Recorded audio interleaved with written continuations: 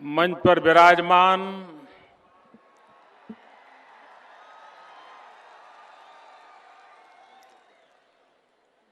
हरियाणा के राज्यपाल श्रीमान कप्तान सिंह जी, यहां के जनप्रिय मुख्यमंत्री श्रीमान मनोहर लाल जी, मंत्री परिषद के मेरे साथी मेनका जी, श्री नड्डा जी, श्री रविशंकर जी, स्मृति ईरानी जी, मंच पर विराजमान सभी वरिष्ठ महानुभाव और आज इस कार्यक्रम में विशेष रूप से पधारी हुई माधुरी दीक्षित जी और विशाल संख्या में आए हुए माताएं, बहनें और कुछ भाई,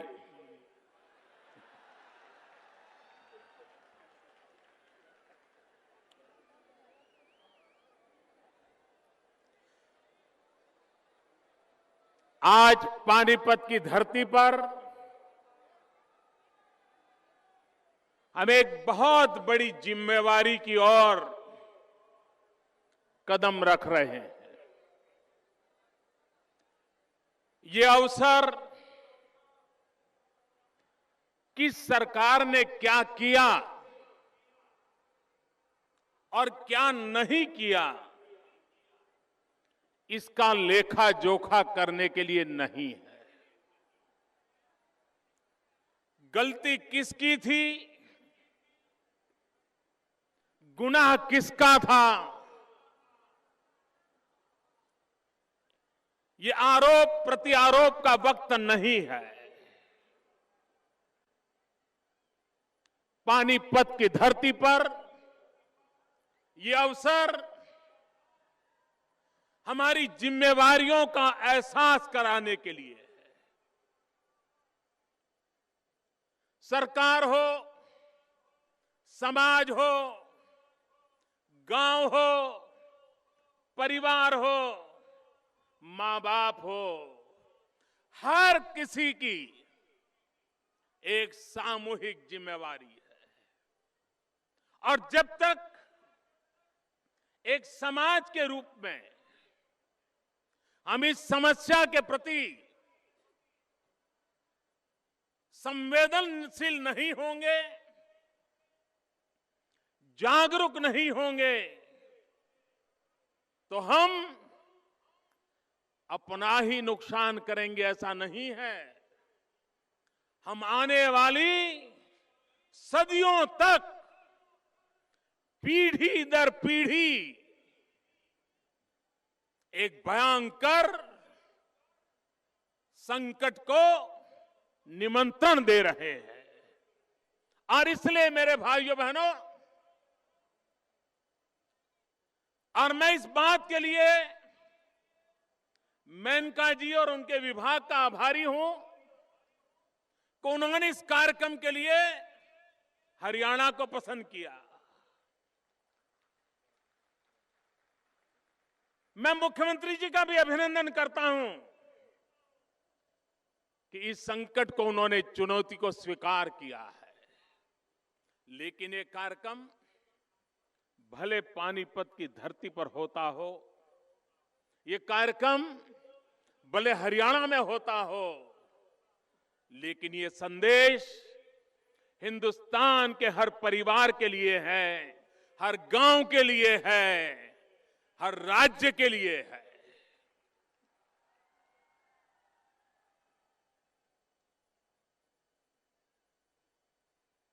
क्या कभी हमने कल्पना की है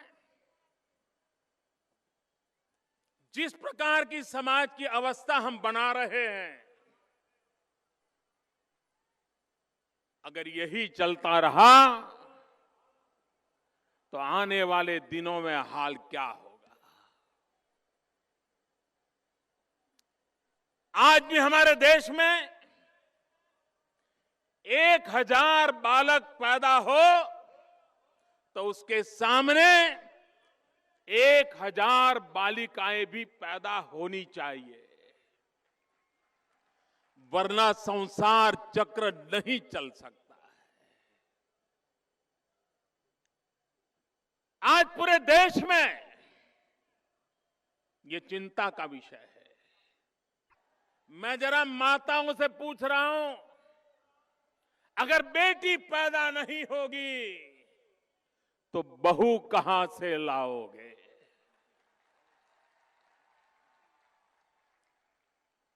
और इसलिए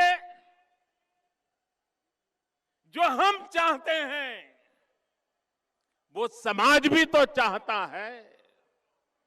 हम ये तो चाहते हैं कि बहू तो हमें पढ़ी लिखी मिले, लेकिन बेटी को पढ़ाना है तो 50 बार सोचने के लिए मजबूर हो जाते हैं। यह अन्याय कब तक चलेगा? ये हमारी सोच में ये दोगलापन कब तक चलेगा? अगर बहू पढ़ी लिखी चाहती है तो बेटी को भी पढ़ाना ये हमारी जिम्मेवारी बनती है।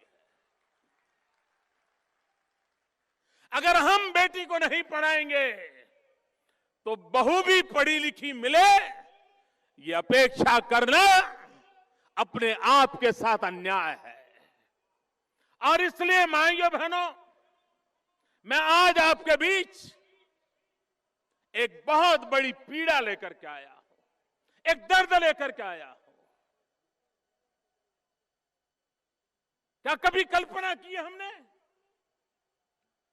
जिस धरती पर मानवता का संदेश होता है, उसी धरती पर मां के गर्भ में बच्ची को मौत के घाट उतार दिया जाए। ये पानीपत की धरती, ये उर्दू साहित्य के स्कॉलर अल्ताफ हुसैन हाली की धरती है। ये अल्ताफ हुसैन हाली इसी पानीपत की धरती से, इस शायर ने कहा था, मैं समझता हूं जिस हरियाणा में अल्ताफ हुसैन हाली जैसे शायर के शब्द हो, उस हरियाणा में आज बेटियों की हाल देख करके मन में पीड़ा होती है।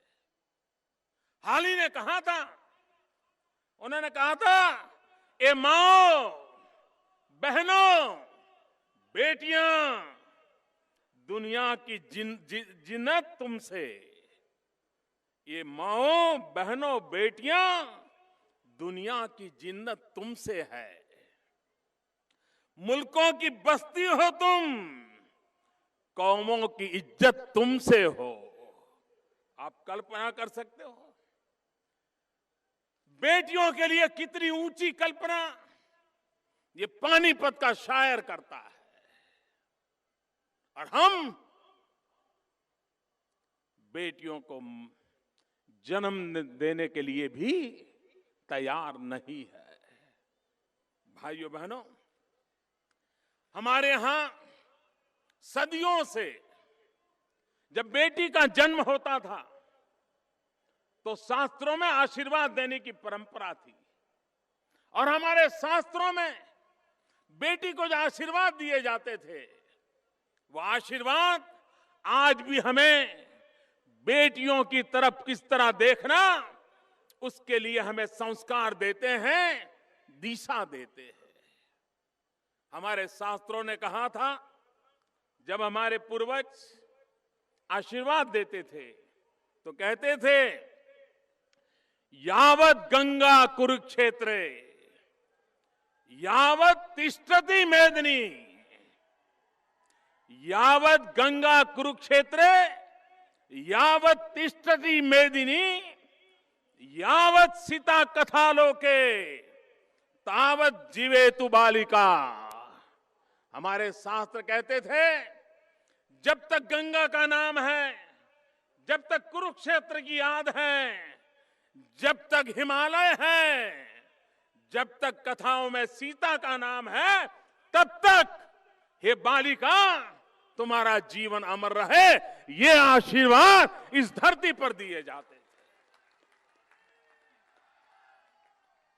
और उसी धरती पर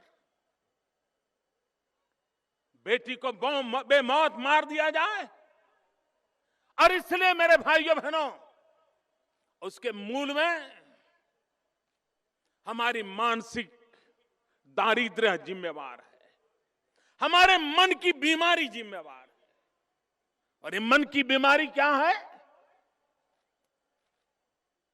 हम बेटे को अधिक महत्वपूर्ण मानते हैं, और ये मानते हैं बेटी तो पराये घर जाने वाली है।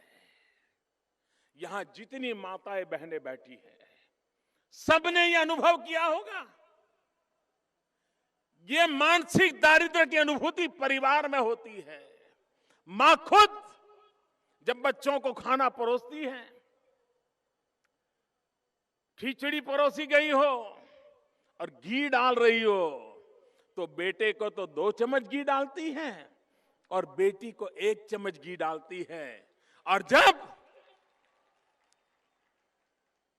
मुझे माफ करना भाइयों बहनों, ये बीमारी सिर्फ हरियाणा की नहीं है, ये हमारे देश की मानसिक बीमारी का परिणाम है। और बेटी को, अगर बेटी कहे कि ना ना मम्मी मुझे भी 2 चम्मच दे दो, तो मां कहते से डरती नहीं है, बोल देती है, अरे तुझे तो पराये घर जाना है, तुझे घी खा करके क्या करना है। ये कब तक हम ये अपने पराये की बात करते रहेंगे? और इसलिए हम सबका दायित्व है, हम समाज को जगाएं। कभी कभी जिस बहन के पेट में बच्ची होती है, वो कतई नहीं चाहती है कि उसकी बेटी का मार दिया जाए, लेकिन परिवार का दबाव, माहौल, घर का वातावरण उसे इस पाप करने के लिए भागीदार बना देता है, और वह मजबूर होती है, उस पर दबाव डाला जाता है, और उसी का नतीजा होता है कि बेटियों को मां के गर्भ में ही मार दी जाती है।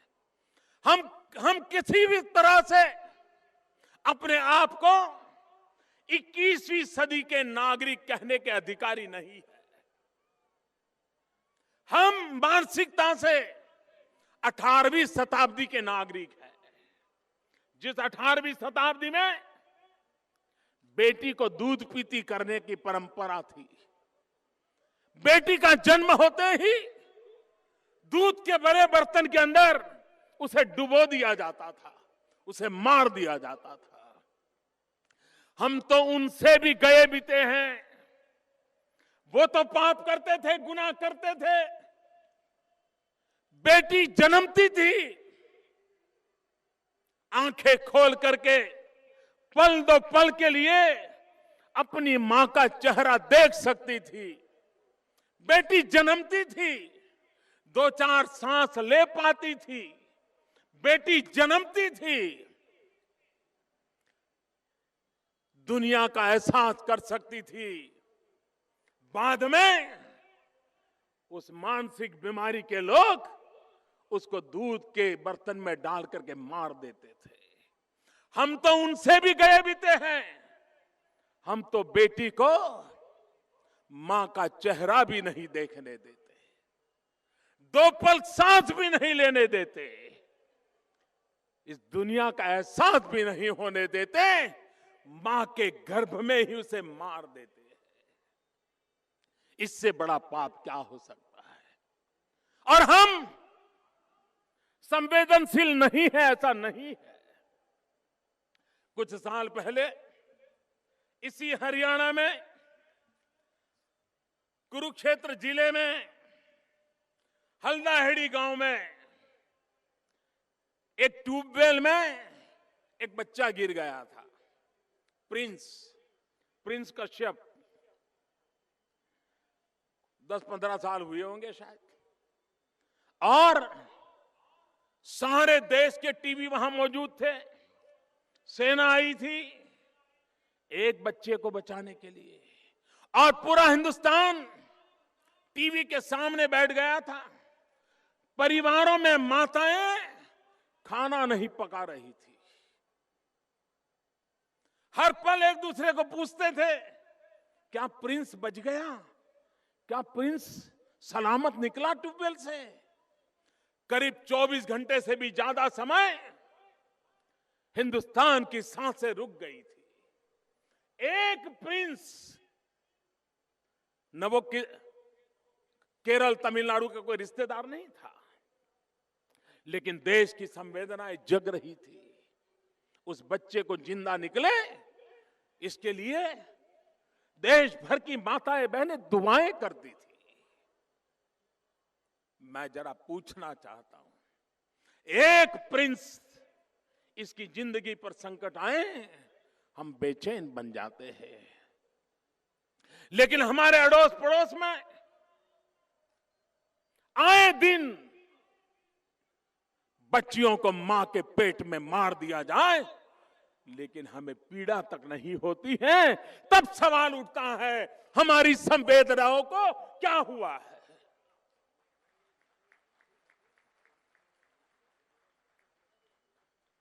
और इसलिए मैं आज आपके पास आया। हमें बेटियों को मारने का हक नहीं है, और ये सोच है बुढ़ापे में बेटा काम आता है, इससे बड़ी गलतफहमी किसी को नहीं होनी चाहिए। अगर बुढ़ापे में बेटे काम आए होते तो पिछले 50 साल में जितने वृद्धाश्रम खुले हैं शायद उतने नहीं खुले होते।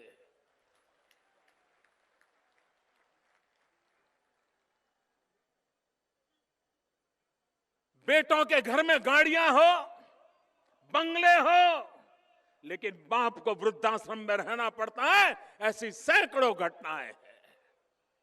और ऐसी बेटियों की भी घटनाएं हैं। अगर मां बाप की इकलौती बेटी है तो मेहनत करे, मजदूरी करे, नौकरी करे, बच्चों को ट्यूशन करे, लेकिन बूढ़े मां बाप को कभी भूखा नहीं रहने देती। ऐसी सैकड़ों बेटियां हैं। बाप से भी सेवा करने के लिए, मां बाप की सेवा करने के लिए अपने खुद के सपनों को चूर चूर कर देने वाली बेटियों की संख्या अनगिनत है। और सुखी बेटों के रहते हुए दुखी मां बाप की संख्या भी अनगिनत है। और इसलिए मेरे भाइयों बहनों, ये सोच कि बेटा आपका बुढ़ापा संभालेगा, भूल जाइए। अगर आप अपने संतानों को समान रूप से संस्कारित करके बड़े करोगे तो आपकी समस्याओं का समाधान अपने आप हो जाएगा। कभी कभी लगता है कि बेटी तो पराये घर की है। मैं जरा पूछना चाहता हूं, सचमुच में ये सही सोच है क्या? अरे बेटी के लिए तो आपका घर पराया होता है। जिस घर आप बेचते हो वो पल दल पल में आप उस घर को अपना बना लेती है। कभी पूछती नहीं है कि मुझे उस गांव में क्यों डाला, मुझे उस कुटुंब में क्यों डाल दिया। जो भी मिले उसको सर आंखों पर चढ़ा करके अपना जीवन वहां खपा देती है वो, और अपने मां बाप के संस्कारों को उजागर करती है। अच्छा होता है तो कहती है मेरी मां ने सिखाया है, अच्छा होता है तो कहती है मेरे मां बाप के, मेरे मायके के संस्कार के कारण मैं अच्छा कर रही हूं। बेटी कहीं पर भी जाए वो हमेशा आपका गौरव बढ़े उसी प्रकार का काम करती है। आप तो मुझे कल्पना कीजिए, आपने कभी सोचा है यही तो हरियाणा की धरती जहां की एक बेटी कल्पना चावला, पूरा विश्व जिसके नाम पर गर्व करता है, जिस धरती पर कल्पना चावला का जन्म हुआ हो, जिसको लेकर के पूरा विश्व गर्व करता हो, उसी हरियाणा में मां के पेट में पल रही कल्पना चावलाओं को मार करके हम दुनिया में क्या मुंह दिखाएंगे। और इसलिए मेरे भाइयों बहनों, मैं आज आपसे आग्रह करने आया हूं, और ये बात देख लीजिए, अगर अवसर मिलता है तो बेटे से बेटियां ज्यादा कमाल करके दिखाती है। आज भी आपके हरियाणा के और हिंदुस्तान के किसी भी राज्य के 10th या 12th के रिजल्ट देख लीजिए, फर्स्ट 10 में से 6 या 7 तो बच्चियां होती हैं जीतने वाली, बेटों से ज्यादा नंबर लाती हैं। आप हिंदुस्तान का पूरा एजुकेशन सेक्टर देख लीजिए, टीचर्स में 70-75% महिलाएं शिक्षक के रूप में काम कर रही हैं।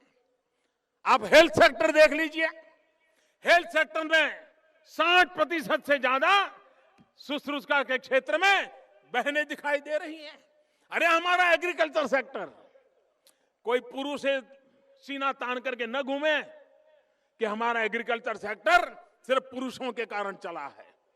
आज भी भारत में एग्रीकल्चर सेक्टर, कृषि और पशुपालन, उसमें महिलाओं की बराबरी की हिस्सेदारी है। वो भी खेतों में जाकर के उतनी ही मेहनत करती हैं, वो भी उतना ही कंट्रीब्यूशन करती हैं, और खेत में काम करने वाले मजदूरों को संभालने के काम भी वही महिला करती है।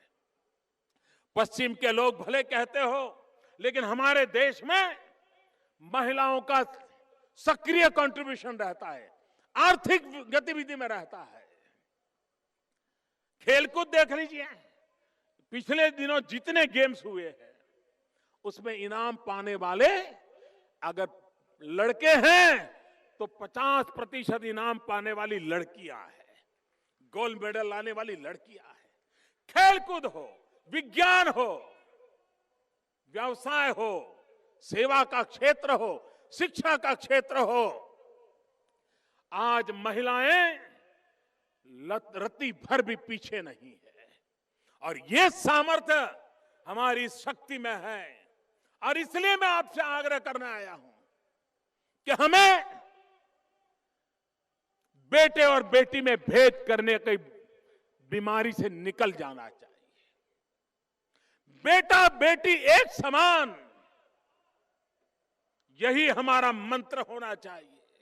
और एक बार हमारे मन में बेटा और बेटी के प्रति एक समानता का भाव होगा तो ये पाप करने की जो प्रवृत्ति है वो अपने आप रुक जाएगी।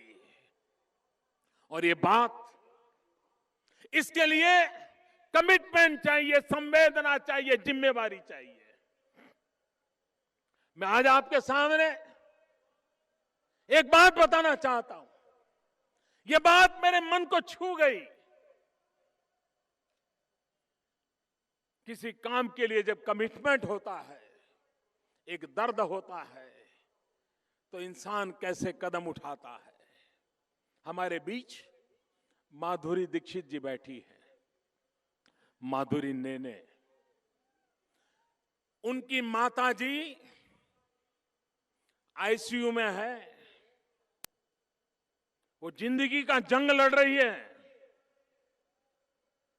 और बेटी पानीपत पहुंची है।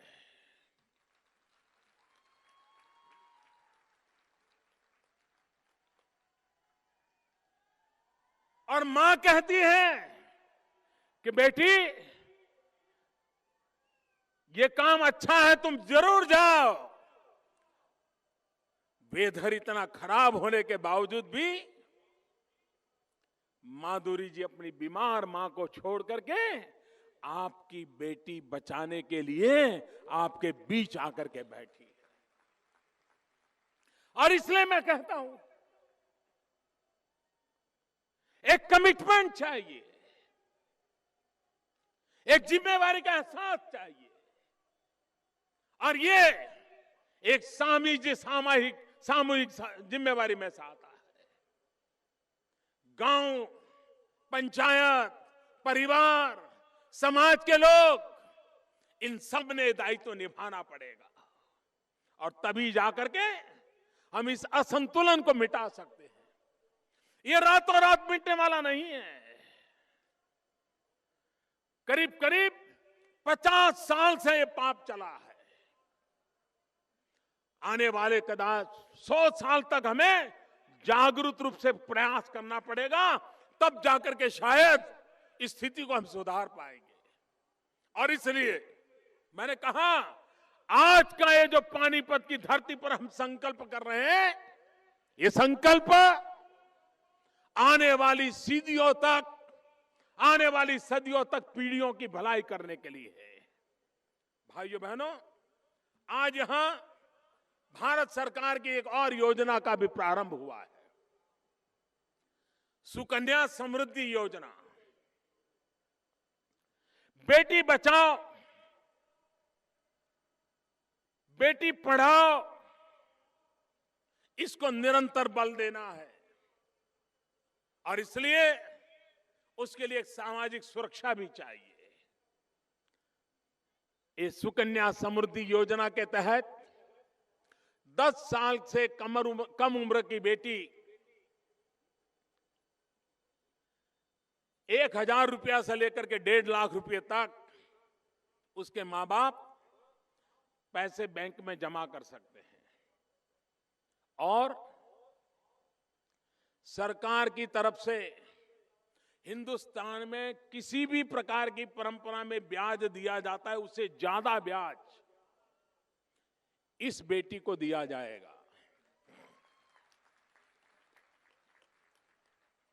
उसका कभी इनकम टैक्स नहीं लगाया जाएगा। और बेटी जब 21 साल की होगी, पढ़ाई पूरी होगी या शादी करने जाती होगी, तो ये पैसा पूरा का पूरा उसके हाथ में आएगा और वो कभी मां बाप के लिए बोझ महसूस नहीं होगी। मैं काशी के लोगों ने मुझे अपना एमपी बनाया है। वहां एक जयापर गांव है। जयापर गांव ने मुझे गोद लिया है और वो जयापर गांव मेरी रखवाली करता है, मेरी चिंता करता है। जयपुर में गया था, मैंने उनको कहा था कि हमारे गांव में जब बेटी पैदा हो तो पूरे गांव का एक बड़ा महोत्सव होना चाहिए, आनंद उत्सव होना चाहिए। और मैंने प्रार्थना की थी कि बेटी पैदा हो तो 5 पेड़ बोने चाहिए। मुझे बाद में चिट्ठी आई, मेरे आने के कुछ 1 महीने के बाद वहां कोई एक बेटी जन्म का समाचार आया तो पूरे गांव ने उत्सव मनाया। और उतना ही नहीं, सब लोगों ने जाकर के 5 पेड़ लगाए। मैं आपको भी कहता हूं, आप भी बेटी पैदा हो 5 पेड़ लगाएंगे, बेटी भी बड़ी होगी, पेड़ भी बड़ा होगा। और जब शादी का समय आएगा, उन 5 पेड़ बेच दोगे ना, तो भी उसकी शादी का खर्चा यूं ही निकल जाएगा। भाइयों बहनों, बड़ी सरलता से, समझदारी के साथ इस काम को हमने आगे बढ़ाना है। और इसलिए आज मैं हरियाणा की धरती, जहां ये सबसे बड़ी चुनौती है, लेकिन हिंदुस्तान का कोई राज्य बाकी नहीं है कि जहां चुनौती नहीं है। और मैं जानता हूं, ये दयानंद सरस्वती के संस्कारों से पली हुई धरती है। एक बार हरियाणा के लोग ठान ले तो वे दुनिया को खड़ी करने की ताकत रखते हैं। मुझको बड़ा बनाने में हरियाणा का भी बहुत बड़ा रोल है। मैं सालों तक आपके बीच रहा हूं, आपके प्यार को भली भांति मैं अनुभव करता हूं। आपने मुझे पाला, पोसा, बड़ा किया।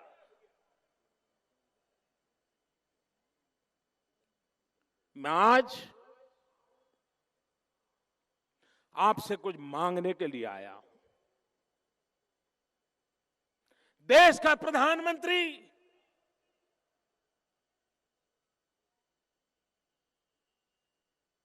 एक भिक्षुक बन के आपसे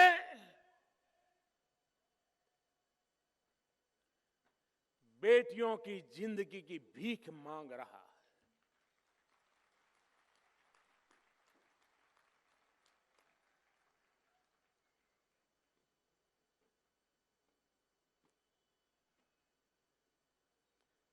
हम बेटियों को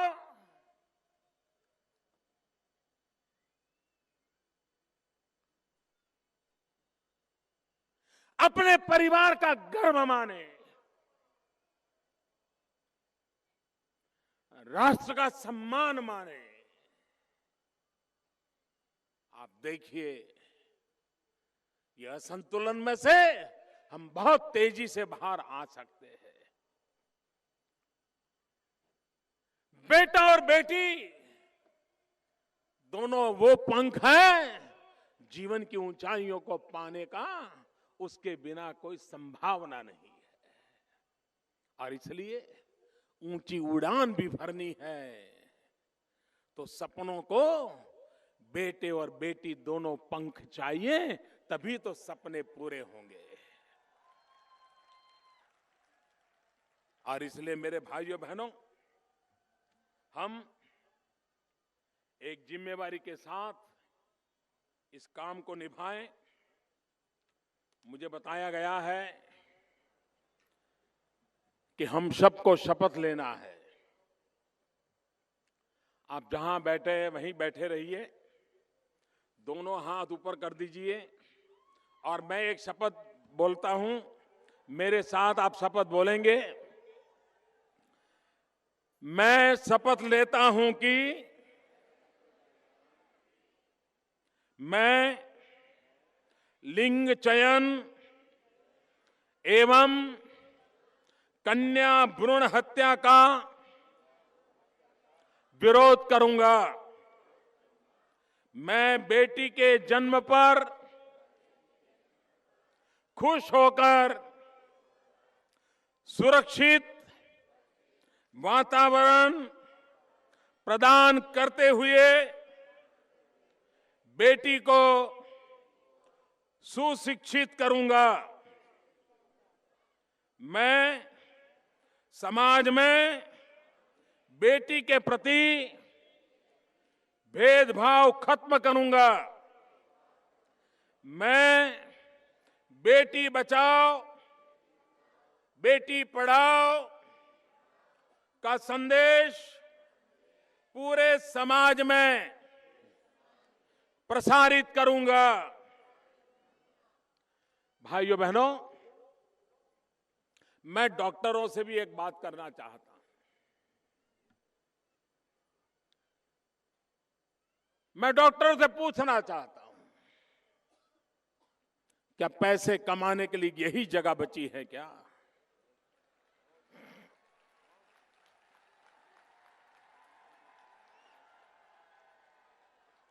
और ये पाप के पैसे आपको सुखी करेंगे क्या? अगर डॉक्टर का बेटा कंवारा रह गया और आगे चल करके शैतान बन गया तो डॉक्टर के पैसे किस काम आएंगे? मैं डॉक्टरों को पूछना चाहता हूं, क्या यह आपका दायित्व नहीं है? क्या आप इस पाप में भागीदार नहीं बनेंगे? डॉक्टरों को अच्छा लगे बुरा लगे, लेकिन मैं कहना चाहता हूं कि आपकी इस जिम्मेवारी है। आपको डॉक्टर बनाया है समाज ने, आपको पढ़ लिख करके तैयार किया है, गरीब के पैसों से पल करके बड़े हुए हैं। आपको पढ़ाया गया है किसी की जिंदगी बचाने के लिए। आपको पढ़ाया गया है किसी की पीड़ा को मुक्ति करने के लिए। आपको बच्चियों को मारने के लिए शिक्षा नहीं दी गई है। अपने आप को झकझोरिए। 50 बार सोचिए।